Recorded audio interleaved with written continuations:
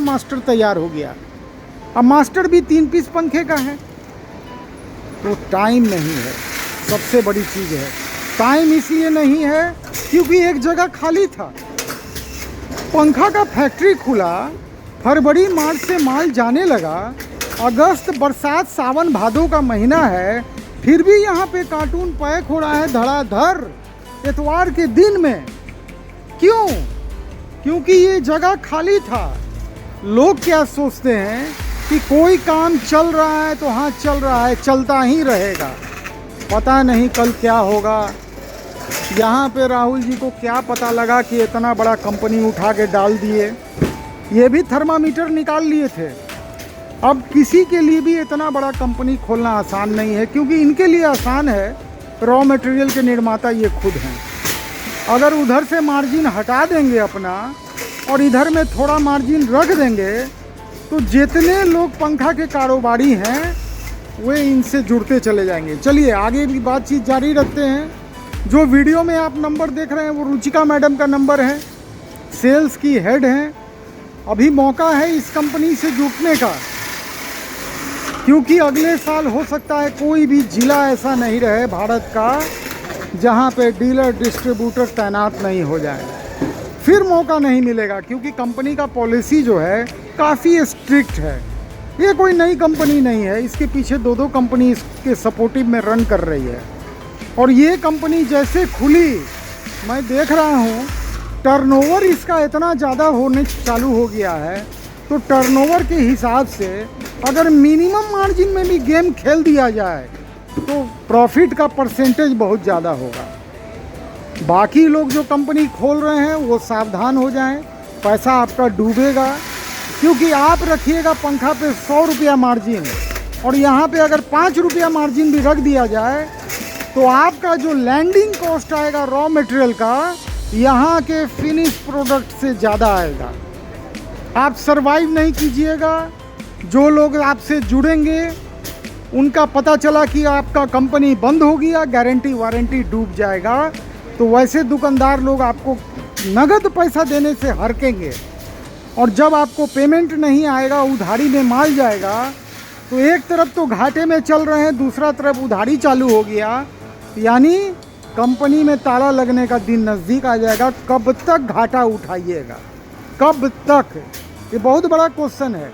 कब तक loss making company आप चलाइएगा? चलिए आगे की बात मैं अगले वीडियो में करता हूँ। चैनल को लाइव से सब्सक्राइब करते रहिए। और जो लोग मेरे लाइव से नहीं जुड़े हैं, मैं रात 8 से 9 डेली 1 घंटा लाइव भी आता हूँ। लाइव से जुड़िए। जितना भी मन में डाउट हो उसको नोट करके रखिए, लाइव में हमसे पूछिए। बिजनेस बुरा नहीं है, लेकिन काम करने का तरीका अगर गलत हो तो बिजनेस बोलिएगा बुरा है। बिजनेस कभी बुरा नहीं है। पूरा दुनिया बिजनेस से चलता है।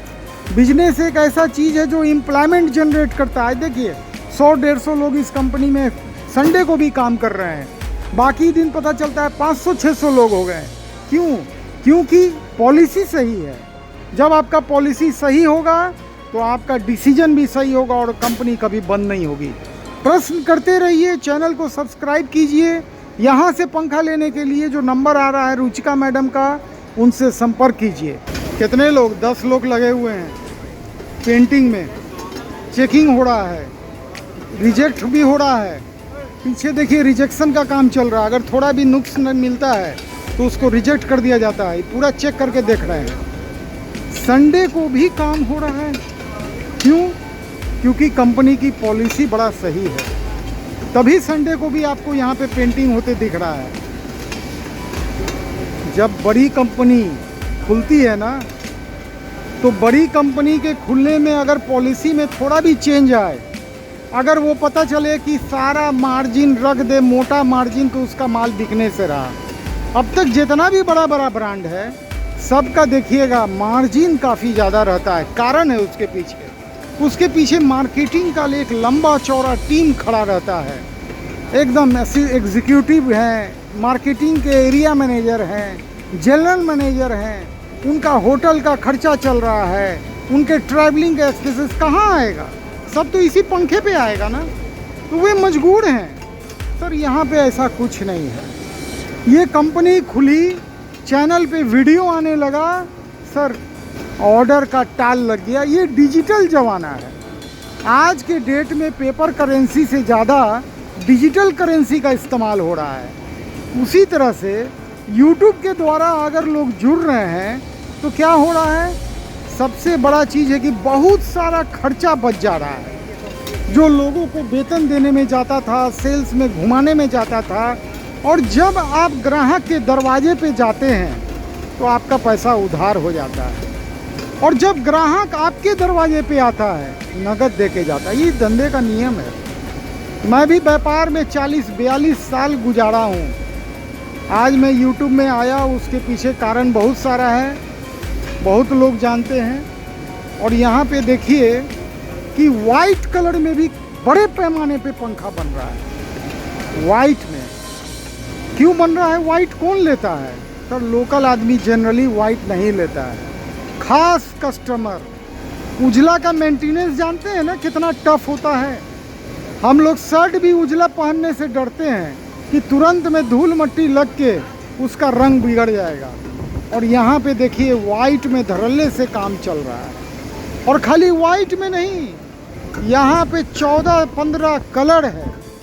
देखिए इस तरह से जब जांच हो जा रहा है तो जांच के बाद टॉप बॉटम जो है वो आगे जा रहा है पैकेजिंग में। वहाँ देखिए इसको यहाँ पे क्या किया जा रहा है, इसको ट्रॉली पे रखा जा रहा है। और ट्रॉली पे रखने के बाद ये आगे का सफ़र तय करेगा। देखिए असल में अब इसमें लाइनिंग का काम चलेगा। लाइनिंग का काम यहीं कहीं पे मशीन लग गया है, मैं दिखाऊंगा आपको। तो यहाँ पे इस तरह से एक एक ट्रॉली पे सामान सबको रखा जाता है। सोचिए हम लोग ये सब इतना मेंटेन नहीं कर पाते हैं लोकल लेवल पे। और लोकल में वाइट अगर आप बना लिए, मुझे तो याद है मैं 24-25 पीस वाइट पंखा को पेंट करवाया था। शौक था, एक पीस भी नहीं बिका, सारा ब्राउन का मार्केट था। तो मैं हर वीडियो में एक बात समझाने की कोशिश कर रहा हूँ कि लोकल लेवल पे पंखा बनाना अब खतरनाक है, पहले वाली बात नहीं है। जब सेल टैक्स का ज़माना था, वैट का ज़माना था, तो ब्रांडेड और लोकल के बीच में एक बहुत बड़ा डिफरेंस हुआ करता था। ब्रांडेड और लोकल के बीच में बहुत बड़ा डिफरेंस था, क्योंकि वहाँ पे एक्साइज ड्यूटी चलता था, इसलिए डिफरेंस था। अब वो एक्साइज ड्यूटी नाम का चीज़ ख़त्म है। पंखा के लाइन में बहुत सारे चीज़ों में एक्साइज ड्यूटी एबॉलिश हो गया है। अब वही जीएसटी लोकल भी दे रहा है, वही जीएसटी ब्रांडेड भी दे रहा है। दाम दोनों का बहुत नज़दीक